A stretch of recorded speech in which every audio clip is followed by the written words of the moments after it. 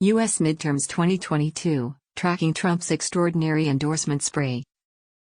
Back when he was still in the White House, he wrote on Twitter, "As long as I campaign and/or support Senate and House candidates, within reason, they will win." In this primary season, he hasn't been far off. Over the past several months, candidates endorsed by Mr. Trump have pocketed victories across the country, winning 92% of the time. From his home in Palm Beach, Florida, the self-proclaimed king of endorsements has weighed in on almost 200 races, backing Republican candidates running for the U.S. Senate, House or state governor in 39 out of 50 states.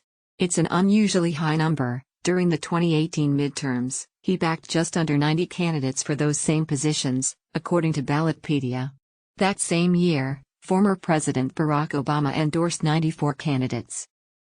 The election will see voters decide who gets to sit in Congress, as well as hold key positions in their home state. And come November, it's Mr. Trump's picks who will be representing the Republican Party on ballots across the U.S. "It's extraordinary, because most ex-presidents walk away," said Charles Cohen, a Republican Party operative. "It's extraordinary, because most ex-presidents walk away." As the primary season draws to a close, here's a look at Mr. Trump's full endorsement record, who he supported, how they did, and the races he couldn't swing. While it's beyond doubt that Trump backs winners, there's an important caveat: many of these races were a sure thing from the start. Some 54, nearly one-quarter, of Mr. Trump's candidates ran unopposed. And his record was boosted further by supporting a large majority, 74%, of incumbents, tried-and-true candidates with Republican bona fides who had won their seats in the last election and were running for office again. In fact, only a single Trump-endorsed incumbent lost, the scandal-ridden Madison Cawthorn, who served 2 years as a House representative from North Carolina. Republicans oust Trump-backed Gen Z congressman. He is clearly endorsing a number of people who are going to win anyway, so he can run up the percentage of victories. "That's just a smart strategy to run the numbers up," said Whit Ayers, a longtime Republican strategist. "The endorsements make him the most prominent figure in the Republican Party," he added.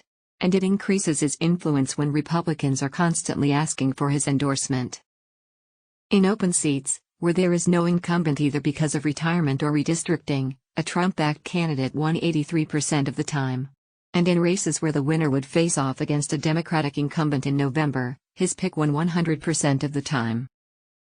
Can Trump's hillbilly win the Senate? Mr. Cohen said the former president views for each candidate as a proxy for himself. And, like Mr. Trump when he first ran for president, many, 53%, were political neophytes, who had never held office before. The rookies ranged from celebrity Dr. Mehmet Oz, to former college football player Bo Hines, just 26 years old and now the Republican nominee from North Carolina's 13th congressional district. Loyalty was key in securing an endorsement. The majority of candidates promoted, in some way, Mr. Trump's unfounded claim that he won the 2020 presidential election. Many Trump-backed incumbents, 42%, who held office in Congress in January 2021 voted to overturn the election results. Others, like Kari Lake, a former news anchor and Arizona's Republican candidate for governor, have made Mr. Trump's false election claims central to her campaign. "It's a litmus test that you have to pass. You have to be an advocate for the idea that there was some fraud in the last election," Mr. Cohen said.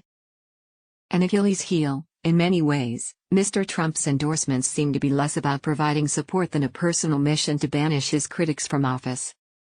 His endorsement is really more of a threat to people. "You better stick by me, you better defend me, or I'll work against you," said Sherry Jacobus, a longtime Republican insider who left the party when Donald Trump became its nominee in 2016. His endorsement is really more of a threat to people. "You better stick by me, you better defend me, or I'll work against you."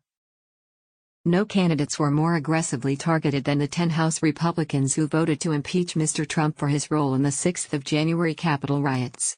Of the 6 who ran for re-election this year, just 2 prevailed, Representative Dan Newhouse in Washington state, and Representative David Valadao of California.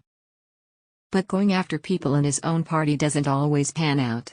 When he backed a candidate against a Republican incumbent, he won only 4 out of 10 times, with 5 losses and 1 withdrawal. This played out in Georgia, a critical swing state, where Governor Brian Kemp defeated former Senator David Perdue, handpicked by Mr. Trump.